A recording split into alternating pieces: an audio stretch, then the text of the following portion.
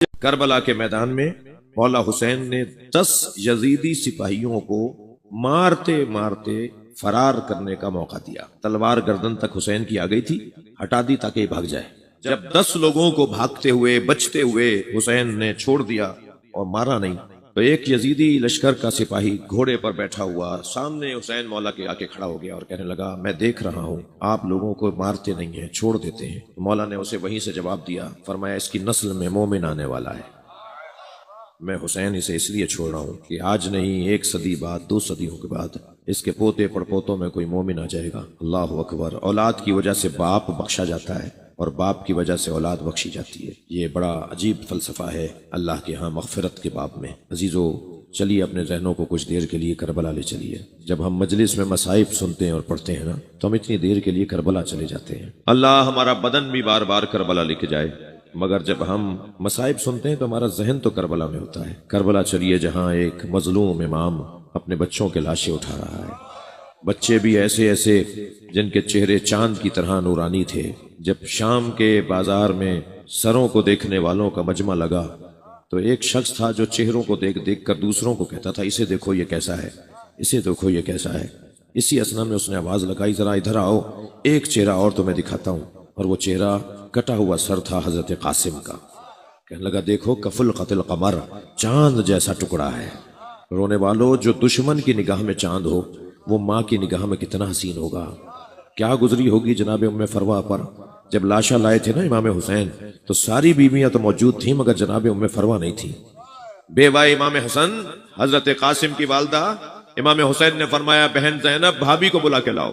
جب ڈھونڈ مچی نا جناب ام فروا کی تو معلوم ہوا کہ جب قاسم کی شہادت کی خبر آئی تھی تو ام فروا پشت خیمہ پہ چلی گئی تھی۔ وہاں جا کے کیا دیکھا، پیشانی سجدے میں ہے اور بی بی تسبیح پڑھ رہی ہیں، شکرن شکرا حقاً حقا، یا اللہ تیرا شکر ہے تو نے میری قربانی قبول کر لی۔ یہاں بی بی کا سجدہ مکمل ہوا، وہاں جناب زینب کی آواز آئی بھابھی آپ کو حسین بلا رہے ہیں، اور آئیں وہاں جہاں لاشا رکھا ہوا تھا، اور جوانوں وہ لاشا گھوڑوں کی ٹاپوں سے پامال ہو چکا تھا۔ جناب ام فروا نے لاشا دیکھا اور آہ بھر کے کہا بھائی حسین مجھے قاسم کا خون بھرا کرتا چاہیے۔ امام نے نہیں پوچھا بھابھی اس کرتے کا کیا کریں گی، مگر ایک ماں کی آرزو تھی۔ کچھ ہی دیر بعد وہ چاک چاک، وہ تار تار کرتا، وہ خون بھرا کرتا جناب قاسم کا امام حسین نے جناب ام فروا کو دے دیا۔ بی بی نے اسے اپنے خیمے میں لے جا کے رکھ دیا۔ عصر عاشور خیمے لٹے، 11 محرم کو قافلہ اسیروں کا کوفہ گیا، کوفے سے شام گیا، شام میں اسیر رہا، اسیری سے رہائی ملی تو تبرکات واپس آئے۔ ہر بی بی نے اپنی اپنی گٹھڑی اٹھائی ہوئی تھی، جناب ام فروا نے بھی اپنی گٹھڑی سینے سے لگائی ہوئی تھی۔ یہ قافلہ کربلا آیا اور کربلا سے مدینہ گیا۔ جب مدینہ پہنچے نا تو فرمانے لگی میرا اونٹ جنت البقیع لے جاؤ۔ جناب ام فروا کے اونٹ کو جب جنت البقیع لے کر گئے تو امام حسن کی قبر کے برابر میں بیٹھی، گٹھڑی کھولی، خون بھرا کرتا نکالا، امام حسن کی قبر پر پھیلا دیا اور ایک مرثیہ پڑھا، کہا اے میرے والی تمہارے بچے کی نشانی لے کر آئی۔ قاسم نے وفاداری کا حق ادا کر دیا، میرا بچہ زندگی میں پامال ہو گیا۔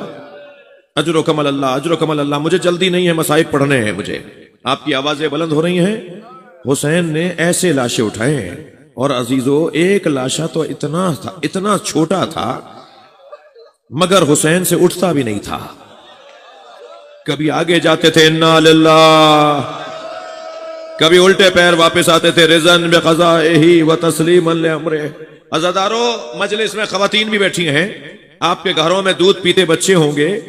میں کہوں گا ذرا کچھ دیر کے لیے سوچئے کہ کیا گزرتی ہے اس ماں پر جس کا بچہ بھوکا ہو، اسے کسی کام میں دل نہیں لگتا، وہ بار بار کبھی شوہر سے، کبھی بیٹوں سے، کبھی بھائیوں سے، کبھی بچے کے بھائیوں سے کہتی ہے کہ کچھ لے آؤ، دودھ لے آؤ، میرا بچہ بھوکا ہے۔ جی ماں بڑی پریشان ہوتی ہے جب بچہ بھوکا ہو۔ میرے دوست مجھ سے کہہ رہے تھے کہ ہندوستان میں ان کے امام بارگاہ سے جلوس نکل کے کربلا میں جا کے ختم ہوتا ہے، تعزیہ نکلا، ہم آگے آگے جانے لگے تاکہ رستے کے انتظامات دیکھ سکیں۔ کہتے ہیں ہم آگے تھے، جلوس ابھی پیچھے آ رہا تھا کہ ایک چوک پر ہزاروں کی تعداد میں ہندو عورتیں کھڑی تھیں۔ کہا جب ہم قریب سے گزرے تو ایک عورت نے آواز دی بھائی مسلمان لگتے ہو؟ تو ہم نے کہا مسلمان ہیں۔ کہا بتاؤ بابا حسین کا جلوس کب آئے گا؟ کہنے لگے میں نے ان سے پوچھا تمہیں بابا حسین کے جلوس کا انتظار کیوں ہے؟ کہ تمہیں نہیں پتا آج حسین کا بچہ بھوکا مارا گیا، ہم آج اپنے بچوں کو دودھ نہیں پلاتے جب تک تعزیہ دفنا نہ دیا جائے، جب تک جلوس ختم نہ ہو جائے۔ رونے والوں کوئی پوچھے نا جناب رباب سے کیا گزری جناب رباب پہ جب علی اصغر کے گلے پہ تیر لگا. اجر و کمال اللہ. میرے پاس ایک جوان آیا, کہنے لگا میری دادی کہتی ہے محرم میں مچھلی نہیں کھانی چاہیے. تو میں نے ان سے کہا کہ میں تو مولانا سے پوچھوں گا شرعی مسئلہ, حکم شریعت کیا ہے. مولانا آپ بتائیں, اگر آپ اجازت دیں گے تو میں محرم میں مچھلی کھاؤں گا, ورنہ دادی کہتی ہے مچھلی نہیں کھاتے محرم میں. تو میری آنکھوں میں آنسو آ گئے. میں نے کہا بھائی میں اتنا بڑا عالم نہیں ہوں, مجھے یہ مسئلے کا جواب نہیں آتا, تم اپنی دادی کی بات مان لو. اس لیے کہ حسین نے علی اصغر کے تڑپنے کو مچھلی کے تڑپنے سے تعبیر کیا ہے. فرمایا اما ترونا کیف یتلذا, دیکھ نہیں رہے میرا بچہ مچھلی کی طرح منہ کھولتا ہے اور بند کرتا ہے, یہ کچھ دیر کے بعد مر جائے گا, میرے بچے کو کچھ پانی پلا دو. عزاداروں میں ایک بزرگ عالم کو سن رہا تھا, وہ کہہ رہے تھے جب حسین علی اصغر کے لیے پانی مانگ رہے تھے نا, تو دروازے پہ کھڑی ماں کہہ رہی تھی اے میرے والی میرا بچہ مر جائے مگر آپ پانی نہ مانگے, آپ دشمن سے پانی نہ مانگے. فرمایا علی اصغر تم بتا دو تم کتنے پیاسے ہو. علی اصغر نے سوکھی زبان جب ہونٹوں پہ پھیرنا شروع کی نا, تو عزاداروں فوج یزیدی میں لوگ منہ موڑ موڑ کے رونے لگے. تو پسر سعد کی آواز آئی کہ اگر ابھی حسین کی بات سب نے سن لی تو ایک انقلاب بپا ہو جائے گا, اے حرملا تیر مار کے حسین کے کلام کو قطع کر دے. عزاداروں وہ تیر مارا جو جانور کو مارنے کے لیے استعمال ہوتا تھا. اجر و کمال اللہ, اجر و کمال اللہ. امام نے بچے کے لاشے پہ ابا کا دامن ڈال دیا. گرمی بڑی شدید تھی, دھوپ میں تپش بہت زیادہ تھی.